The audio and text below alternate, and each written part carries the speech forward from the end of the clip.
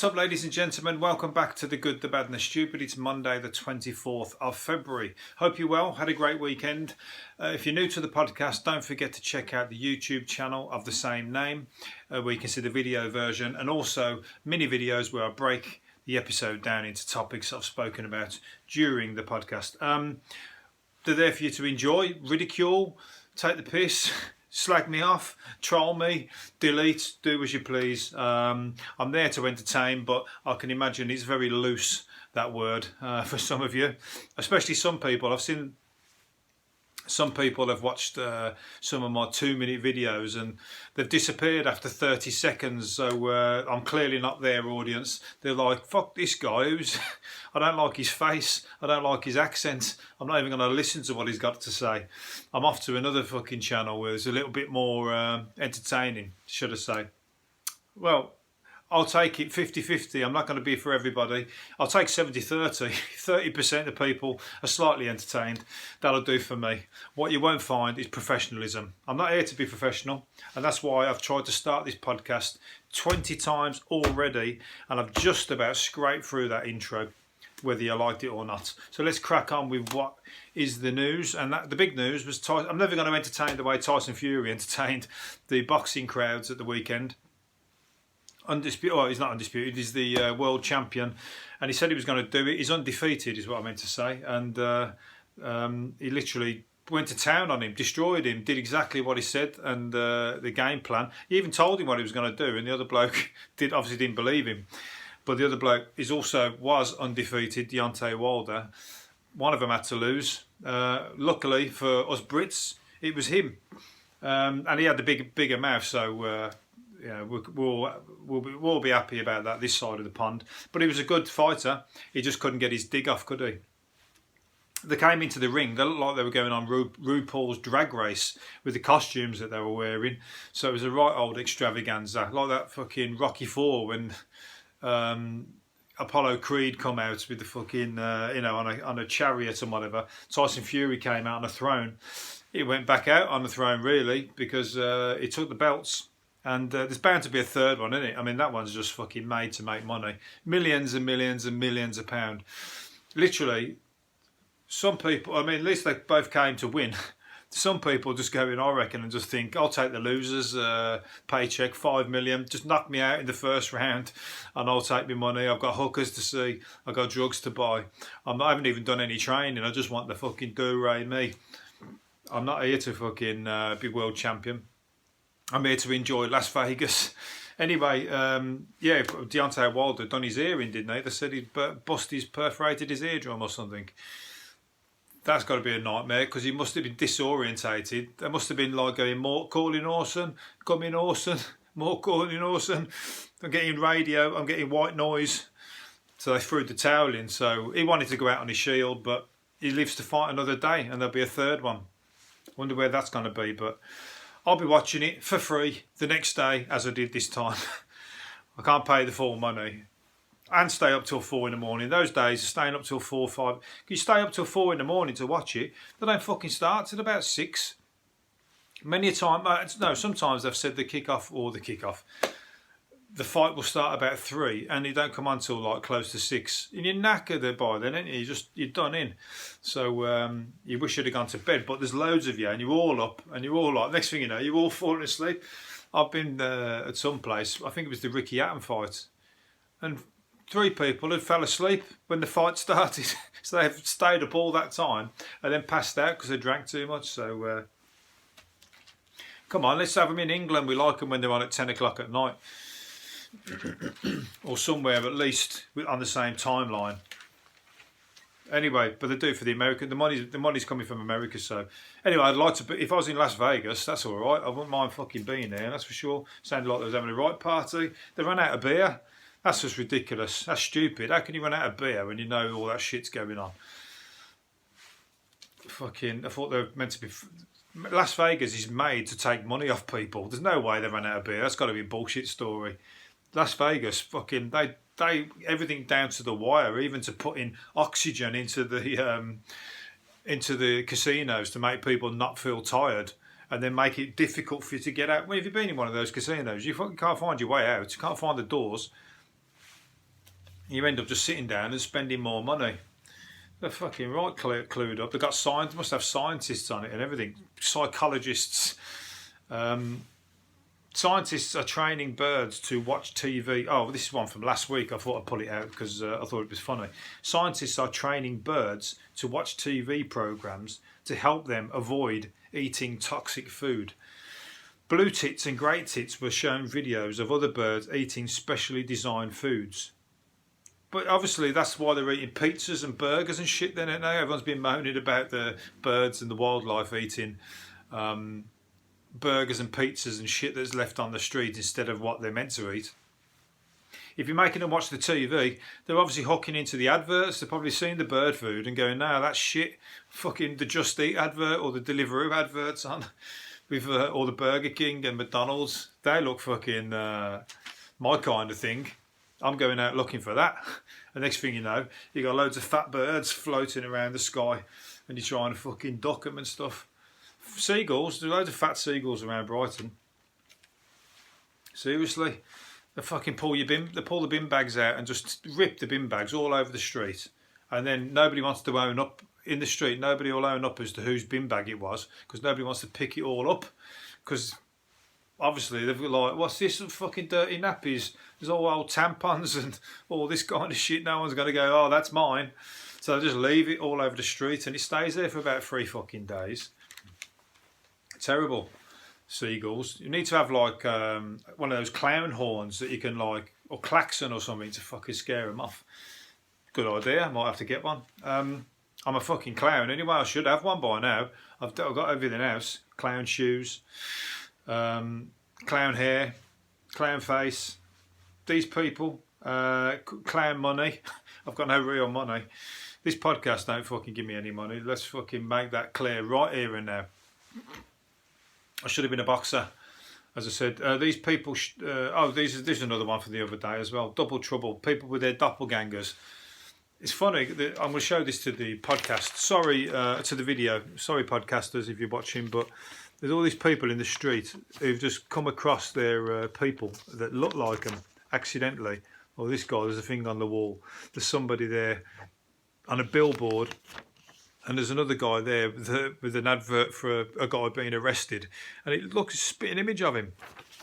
But the best doppelganger, if you can Google it, is the two guys with beards on a plane. And they sat next to two other guys on a beards with a plane. And they were 100%, they were twins. They were literally, the 4 people were twins. And they had a photo with them together and they're laughing. And you can't tell them apart at all.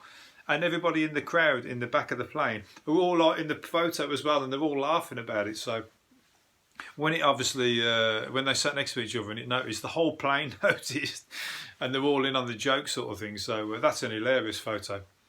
I wonder if I've got a doppelganger. If you're out there, don't get in touch. I don't want to meet somebody who looks like me because I might think you're really ugly, and then everyone says you look the spitting image of me, and that'll piss me right off because there's me thinking I was a good-looking dude. And I see somebody and I look just like him and he's a right ugly fucker. No, don't want to know. Don't want to meet you. I wouldn't mind seeing an animal that looked like me. You know, people sometimes look like their pets. I ain't got a pet, so I'll have to look like somebody else's pet. If you've got a pet that looks like me, send me a link. Comment. Don't comment. I'm not interested in... I am interested. Let me know. I'll entertain it. A hunky stripper shattered his leg and knocked a female fan out cold when his pole collapsed during a sexy routine. I think blokes were doing the pole dancing. No wonder. It's probably for fucking women that are half your weight. He swung around, ripped the pole out the wall, and the pole smashed the woman on the head. And that's not a fucking innuendo or a pun or whatever. The pole smashed the woman on the head. A 75-year-old gran knocked her out. And she was on a hen party for her granddaughter. Bad move. Don't take your nan on a bloody hen party to a strip show. You give her a fucking heart attack. Well, I say give her a heart attack. You give her a fucking fractured skull. So, accidentally. But, I mean, on a normal day, without any other things going wrong, surely that's a heart attack waiting to happen. Either that or... it's a good night waiting to happen. If she's fucking putting enough money in the guy's pants, she might get a fucking, what's it called? Extras, whatever they call it, was extra services or whatnot. You never know what these guys get up to. But anyway, yeah, so anyway, she survived, so that's why I can joke about it. But he's in hospital, broke his leg in 2 places.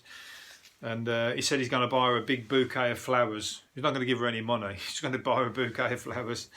She'd be like, stuff your flowers, I want my money back. I've been sticking in the fucking back of your G-string when you fucking smashed me on the head with the pole. Anyway, Craig Charles started laughing. I didn't know Craig Charles had a heart attack.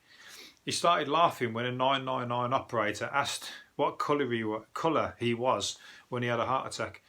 It's no wonder he's had a heart attack. He's fucking everywhere, isn't he? Craig Charles, I don't know how he's on everything. He was in Coronation Street, he's in Red Dwarf, he's in the Gadget Show, he's DJs everywhere you can think of on a weekend. He's all over the show, and he does the radio, what's it called, the funk and soul thing, the radio.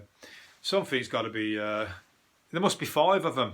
He's got to have like a twin or fucking 3 of them. He must have like been on Red Dwarf and found a way to multiply like Gizmo off the Gremlins. And there's loads of Craig Charles doing the same thing, doing different things at the same time. But anyway, he said he was sweating and had cold and teeth were tingling. So there's warnings for if I ever get one. Anyway, they said to get him to hospital, but he wouldn't go on his own. So his wife came, and when they dialed 999 to get an ambulance, they asked him what colour he was, and she said, well, he's brown. Because, meaning his colour of his skin, but they were asking whether he'd gone a funny colour. So, and he said he cracked up laughing that much that he nearly fucking died from the laughing on top of the heart attack. So, you gotta enjoy life, even when you're facing death. You might as well enjoy it. So, and they've cured him with microsurgery. So now his heart is tickety-boo, and he's back out doing it all again, and he's like fucking bouncing around. You probably just think, fucking nice one. They've cleared out all my potential problems. I can party hard again now, just like I did when there was only one Craig Charles. Now there's 10 of us. I'm fucking partying for all of us. Get out there, have fun. It's always good, funk and soul. Gotta love it. You gotta party, ain't you? That's what life's about. Anyway, this guy's looking for a party now. Speedo Mick. Ever heard of Speedo Mick? Well, you have now. He just done a journey from Land's End to John O'Groats wearing just Speedos. And he's a Scouser because he's got, well, I think he's a Scouser. He's got Everton pants on anyway. Scouser pants. But he's walked it all in Speedos. It must be freezing all of in the winter as well with this shit weather we've been having in the wind. And he's been doing it in his just a pair of Speedos. So, and there's a sign up by John O'Groats calling Speedo Mick. Speedo Mick sign.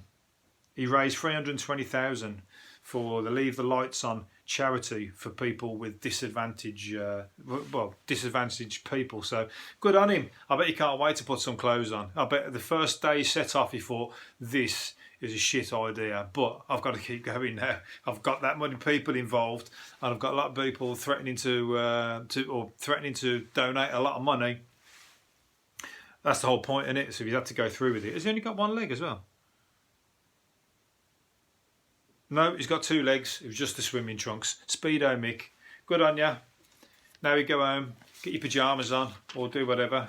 He'd probably just go home and just put another different pair of pants on and think, yeah, I'm used to this now. I'm just going to go and fucking forget all the rest. I'm an honorary pant wearer. Anybody else would be arrested for indecent exposure or whatever. But now he's an honorary citizen that he can wear his pants all the time. There was a guy who used to he kept getting arrested for walking around naked, didn't he? It was in the news a lot. Because as soon as he'd come out of the police station, he'd get arrested, go to the police station. As soon as he'd come out, he'd take all his clothes off and go walking again. He just wanted to walk around the country or do that same walk in the nod with no clothes on.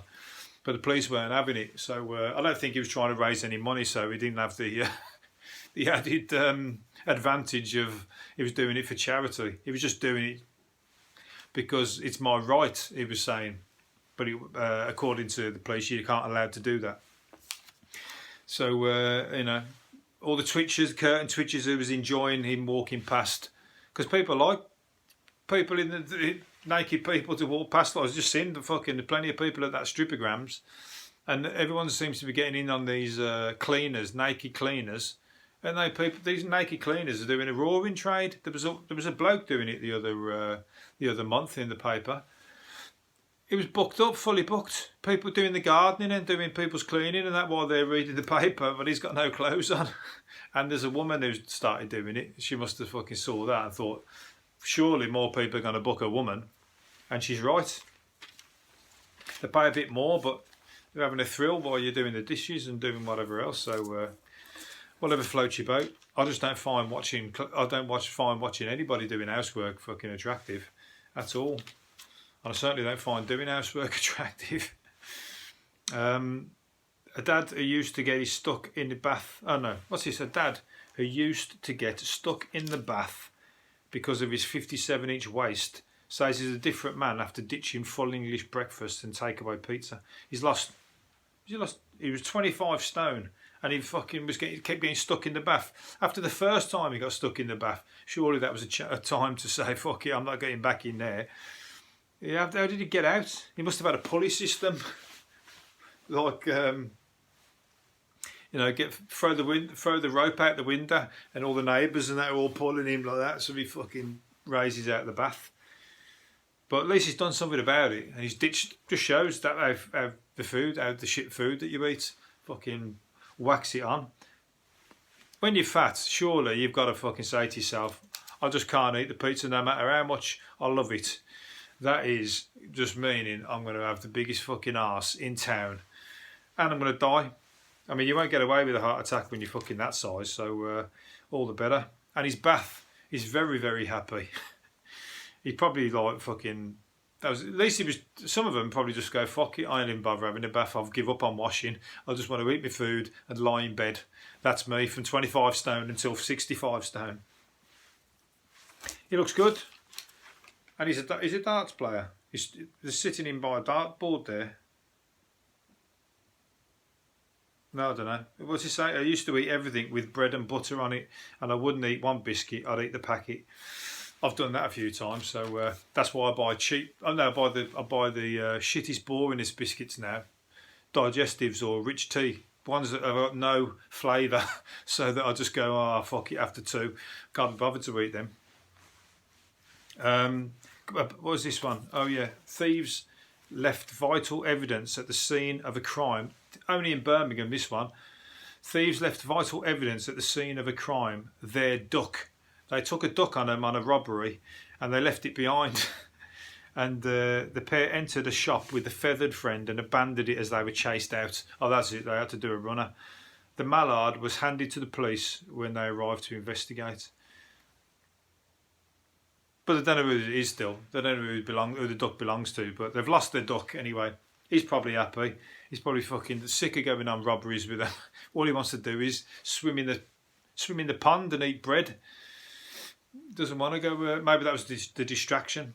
One of you, leave the duck, go down there, so everybody goes, oh, look how cute the duck is. Next thing you know, they're fucking chucking everything, all the links, all the condoms, all the whiskey or whatever, all the sellables basically, what are good on the sell on the street, around the council estates, the black market.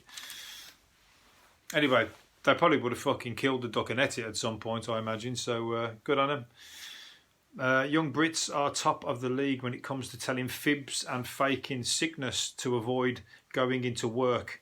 More than half of employees admit having pulled a sickie, but the figure rises to 6 in 10 in millennials. Everybody's pulled sickies. That's fucking standard. You just like... That's what sickies are for. You're not meant to have sickies when you're ill. You go to work when you're ill. The sickies are for when you're like, just fancy a day off, or you don't want to go to work like on a Monday or a Friday or some shit like that. I had that many sickies, I ran out of excuses. I had to start doing on the elaborate ones, you know, like, you know, the fucking... The power's out, and I've got to wait for the electric man has said that everybody has to stay. Somebody has to stay home, and he's not going to be there. Like and a window of appointment is somewhere between 9 and 5, so I'm not going to be able to come in today. It was all getting like that. But anyway, young Brits are the top of the league, so lazy, aren't we? That's why there was a guy in Brighton who got called the worst boss in the world because he wouldn't employ young Brits, because he said they always called him sick. So he only employed Eastern Europeans because they have got a good work ethic.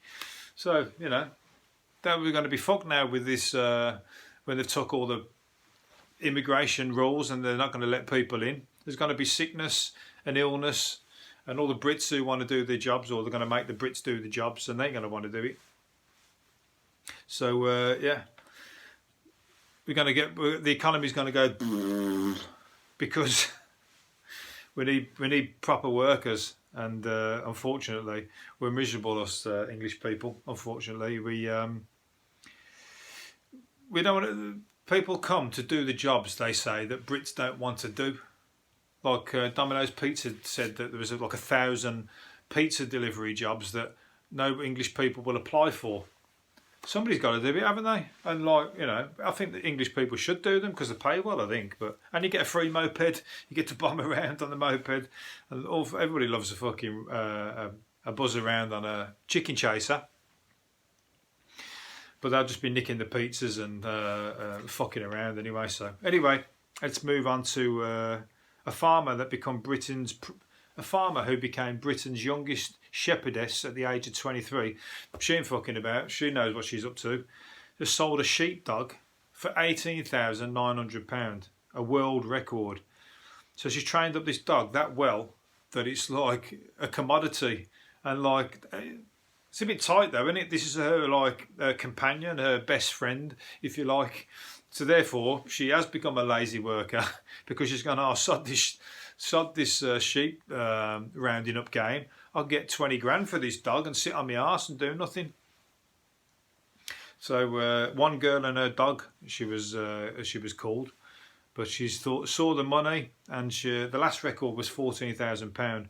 But she was they said she was a workaholic, but she's retired early, sacked the dog off, and now she's going to do it again. Because if you know what you're doing and you can turn a dog from a puppy into 20 grand, go for it. Easy money. Well, it's not easy money. I don't think I could. Them sheepdogs are clever bastards, aren't they? They're almost like. I mean, it's all off. And obviously, they're trained. They're like bred to automatically be similar to what they do anyway. But you've got to train them for all them commands and everything. And it's amazing what they do. It's almost like they're sheepdogs. Anybody who doesn't know what a sheepdog is? It's the farm dog who rounds up the sheep. But they're clever, but they're probably like annoying after a bit because they don't fucking stop trying to round up people in the park and everything. I've seen a sheepdog down the park that somebody walks, and we're nowhere near the countryside, and all it does is run around staring at its owner lying on the floor doing what a sheepdog would do, waiting for her to bark orders at it, but they don't do it. So he wants to be a sheepdog and he can't. Right, I'm going to finish up. Where are we? I'm going to finish up on this one last thing. A vegetarian fish called the Monkeyface Pricklebacks may hold the key to saving the planet. It's packed with protein and could help feed the world, it said. I just liked it because I like the name of it. A vegetarian fish called the Monkeyface Prickleback. That sounds like something you fucking slag somebody off in a pub when you got your words all tongue-tied. You know, when you're drunk and you go, or you're having an argument with your missus or she's with a fella. You fucking monkey-face prickleback. It's like just a word you'd randomly come out with. But there's actually a fish, and that's its name. So there you go. I'd like to see one of those. I'm going to have to Google it and see what one of those look like. But that's probably the best named animal or fish I've ever heard. And I'm going to use that. I'm going to slag somebody off with that. And they're going to go, what the fuck is that? I'm going to say, it's a real thing. And they're not going to believe me. Right, I think I'm going to leave it there.